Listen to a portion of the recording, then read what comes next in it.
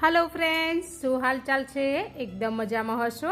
તો આજે આપણે ગોળ આંબલીની ચટણી અને ગ્રીન ચટણી બંનેની રેસીપી આપણે એક જ વિડીયોમાં બનાવીને બતાવશું। અને એકવાર જો મારી રીતે તમે આ ચટણી બનાવી લીધી તો વારંવાર તમે આ જ રીતથી ચટણી બનાવશો। એટલી સ્વાદિષ્ટ, એટલી સરસ બને છે ફ્રેન્ડ્સ। અને આ ચટણી તમે ભેળમાં પણ ખાઈ શકો છો, સમોસા જોડે પણ ખાઈ શકો છો, અને ગ્રીન ચટણી તો તમે સ્ટોર કરીને પણ રાખી શકો છો। એટલી મસ્ત બનીને તૈયાર થાય છે। ચાલો બનાવવાનું શરૂ કરીએ। તો અહીંયા મેં સૌથી પહેલાં આંબલી અને ખજૂર બંને વસ્તુને પલાળી રાખી દીધી હતી અડધી કલાક પહેલાં। તો તમે જોઈ શકો છો કે આંબલી એકદમ સરસ પલળી ગઈ છે।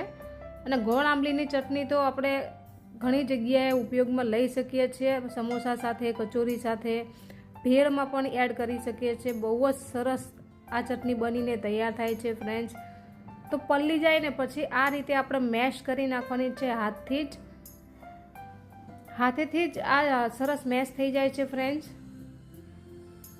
વિડીયો ગમે તો લાઈક કરજો, શેર કરજો, સબસ્ક્રાઈબ ના કર્યું હોય તો કરી લેજો નવી નવી રેસીપી જોવા માટે।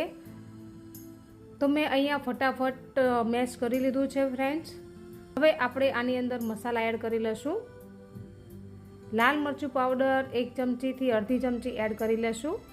ક્વોન્ટિટી પ્રમાણે મસાલા એડ કરવાના રહેશે તમારે।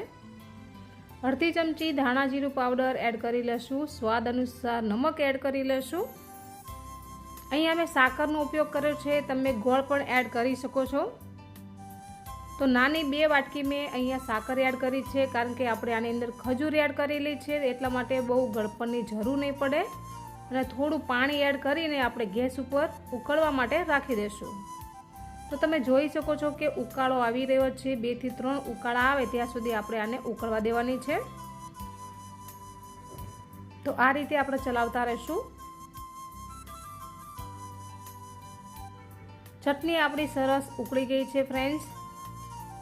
હવે આપણે ગેસને બંધ કરીને આને આપણે ઠંડી કરવા રાખી દઈશું, પછી જ આપણે આની પ્રોસેસ આગળ કરશું।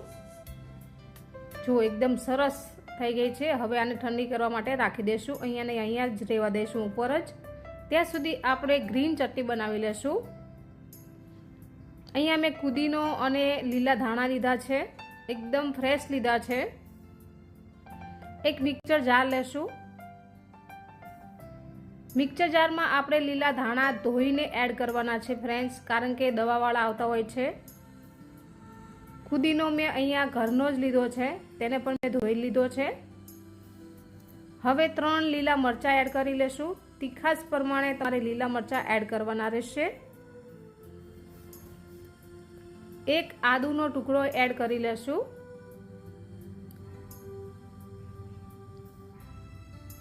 આ ચટણી બહુ જ સરસ બને છે ફ્રેન્ડ્સ। વારંવાર અમે બનાવતા હોઈએ છીએ, પણ આજે મને થયું કે તમારી સાથે પણ શેર કરું। 3 લસણની કળીઓ એડ કરી લીધી છે। અડધી ચમચી ધાણા જીરું પાવડર અને અડધી ચમચી આખું જીરું આપણે એડ કર્યું છે। અડધી ચમચી સંચર પાવડર એડ કરી લેશું। સ્વાદ અનુસાર નમક એડ કરી લેશું। 1 ટીસ્પૂન ખાંડ એડ કરી લેશું। સિંગદાણા એડ કરી લેશું। ડાળિયા એડ કરી લેશું। ડાળિયા અને સિંગદાણા એડ કરવાથી આપણી ચટણી છે તે એકદમ થીક બને છે અને ખૂબ જ સારી બને છે, એકદમ સરસ સ્વાદ આવે છે। હવે આપણે અહીંયા લીંબુનો રસ એડ કરી લેશું। મેં અહીંયા 1.5 લીંબુ લીધું છે। તો ખટાશ તમારે કેટલી જોઈએ છે એ પ્રમાણે તમારે લીંબુ એડ કરી લેવાનું છે। અહીંયા નાની વાટકી ભરીને પાણી એડ કરી લીધું છે। હવે આપણે ગ્રાઇન્ડ કરી લેશું। આપણી ચટણી છે તે ગ્રાઇન્ડ કરી લીધી છે, અને તમે જોઈ શકો છો કે કલર કેટલો સરસ આવ્યો છે। અહીંયા આપણે બરફનો ઉપયોગ પણ નથી કર્યો, તો પણ આપણી ચટણી છે એકદમ ગ્રીન બનીને તૈયાર થઈ છે। જો ફ્રેન્ડ્સ કેટલી સરસ બને છે। ગમે એની જોડે તમે આ ચટણી ખાઈ શકો છો, ભાખરી, પરોઠા, સમોસા, થેપલા, કચોરી। સર્વ કરવા માટે આપણે આ રીતના એક વાટકીમાં કાઢી લેશું।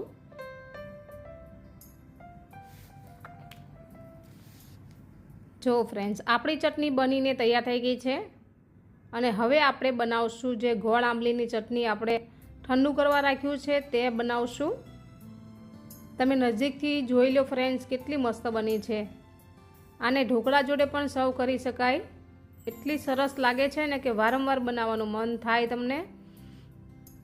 આને તમે સ્ટોર પણ કરી શકો છો। હવે આપણે આને સાઈડમાં મૂકી દઈશું અથવા ફ્રીજમાં મૂકી દઈશું। અહીંયા આપણી ગોળ આંબલીની ચટણી છે તે ઠંડી થઈ ગઈ છે। હવે આપણે આને ગાળવાની છે। જો ફ્રેન્ડ્સ, કેટલી ઠંડી થઈ ગઈ છે। અહીંયા મેં બીજું વાસણ લીધું છે અને સાથે જ આપણે જ્યુસ ગળવાની જે ગળણી આવે છે ને તે લીધી છે, તેમાં આપણે એડ કરી લેશું।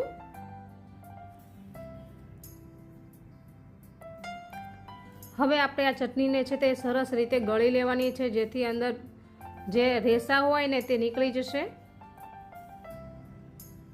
ખજૂરના રેસા હોય અને આંબલીના રેસા હોય, જે આંબલીના બી પણ છે અને ખજૂરના બી પણ છે, તે બધા જ નીકળી જશે આ રીતે ગાળવાથી।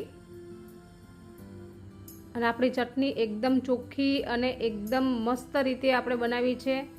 માર્કેટમાં જે ચટણી મળતી હોય છે તે કલરવાળી આવે છે અને ડુપ્લિકેટ બધી વસ્તુ વાપરેલી હોય છે, તો ઘરે આ રીતે એકદમ ચોખ્ખાઈથી આ ચટણી બનાવવી જોઈએ। બહુ વાર પણ નથી લાગતી, માત્ર 5 થી 6 મિનિટમાં જ આ ચટણી બનીને તૈયાર થઈ ગઈ છે। જો ફ્રેન્ડ્સ, કેટલી મસ્ત બની છે। સમોસા જોડે ખાવાની બહુ મજા આવે છે, કચોરી જોડે પણ ખાવાની બહુ મજા આવે છે। આ ચટણીનો ઉપયોગ હું ભેળ બનાવવામાં યુઝ કરવાની છું અને દહીંપૂરી બનાવવામાં યુઝ કરવાની છું। જો ફ્રેન્ડ્સ, કેટલી મસ્ત બની છે। આને પણ આપણે સર્વ કરવા માટે એક વાટકીમાં કાઢી લેશું। તો અહીંયા આપણી બંને ચટણી બનીને તૈયાર થઈ ગઈ છે। વિડીયો ગમે તો લાઈક કરજો, શેર કરજો અને સબસ્ક્રાઈબ ના કર્યું હોય તો કરી લેજો નવી નવી રેસીપી જોવા માટે। જો ફ્રેન્ડ્સ, તમને આમાંથી કઈ ચટણી વધારે ગમી કમેન્ટમાં ચોક્કસથી લખજો। અને બંને ચટણી બહુ જ સરસ બની છે ફ્રેન્ડ્સ, તમે એકવાર ટ્રાય કરજો અને પછી જ મને કમેન્ટમાં લખજો તમે વિડીયો ક્યાંથી જુઓ છો તે પણ, તમારા સિટીનું નામ, તમારા ગામનું નામ ચોક્કસથી લખજો, જેથી અમને પણ ખબર પડે કે અમારા વિડીયો ક્યાં ક્યાં જોવાઈ રહ્યા છે। અને હું ભાવનગરથી છું, ભાવનગર નજીકથી જોઈ રહ્યા હોય તો પણ કમેન્ટમાં જરૂરથી લખજો। જો અહીંયા મેં ચટણી છે તે બીજા બાઉલમાં ભરી લીધી છે, કેટલી સરસ દેખાઈ રહી છે।